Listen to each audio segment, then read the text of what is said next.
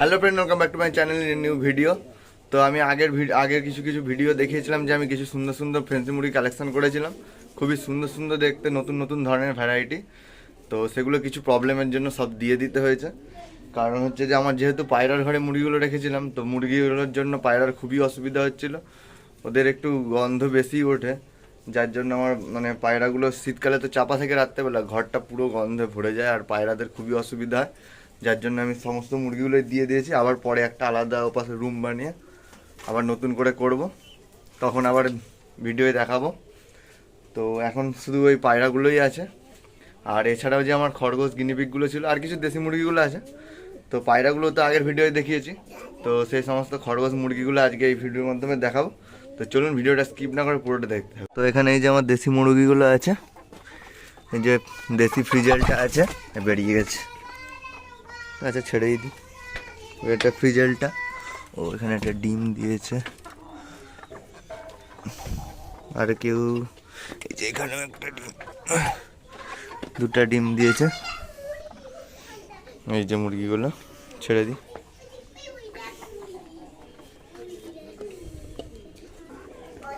তো এই যে সমস্ত মুরগিগুলো, এই কটা দেশি মুরগি খালি আছে, এগুলো থাকবে বাড়ির ডিমের চাহিদা পূরণের জন্য। আর এখানে আছে আমাদের টেডি, একে তো কোনোদিন আমি দেবো না, যাই হোক রুটি দিয়েছিলাম, হাফ খেয়েছে হাফ আছে আমাদের টেডি। টেডি এই যে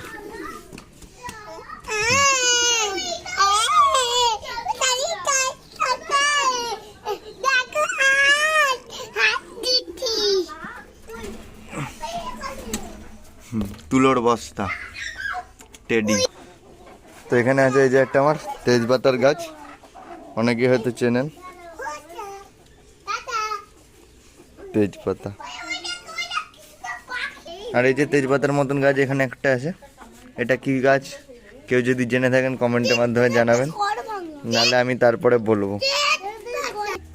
তো এই যে আমার যে কিছু রঙিন মাছ ছিল এখানে এখনো আছে, চারটে আছে, পাঁচটা আছে, পাঁচটায় চারটে, এটা ব্ল্যাক কালারের আছে এখানটায়।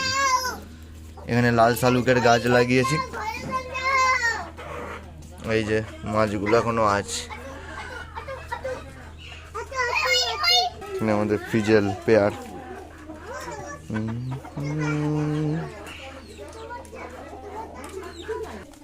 এখানে একটা সেই দেশি ধাড়িটা আছে, আগের বাচ্চাগুলো সমস্ত বড় হয়ে গেছে, কিছু বাচ্চা দিয়ে দিয়েছি।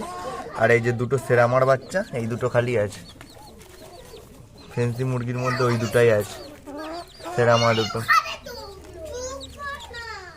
এই যে আর এই যে খরগোশ গিনিপিগ সমস্ত রোদে দেওয়া আছে। এই যে গিনিপিগ আগে তিনটে ছিল, আবার নতুন তিনটে এনেছি, এখানে চারটে, এখানে দুটো, ছটা আছে। এই যে আমাদের বানির বেবি হওয়ার পর লোম সেটিং হচ্ছে, বেবিগুলো সব দিয়ে দিয়েছি। আর এই যে আমাদের পান্ডাকে একজন নিয়ে গেছিলো, আবার দিয়ে গেছে, ওই জন্য আগে অনেক দিন দেখানো হয়নি। মানে গিনিপিগ এই যে সমস্ত, এটা রোদে আছে।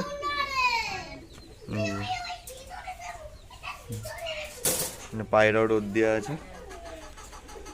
এই যে এখানে একটা দেশি মুরগি আছে, এর কালকে একটা কিউট বেবি ফুটেছে, একটাই হয়েছে, 5টা ডিম বসিয়েছিলাম, একটা ডিমে বেবি হয়েছে। এটা কি বাচ্চা হবে ঠিক আমি জানি না, সম্ভবত দেশি মুরগিরই হবে। যে ওর মা একটা বেবি নিয়ে ঘুরছে, ওর মাটা খুব সাইজ বিরাট। আগে দেখেছিলাম তখন এই 13টা ডিম দেয়নি, এটা আবার আজকে কালকে ডিম দিয়েছে। পায়রা সমস্ত।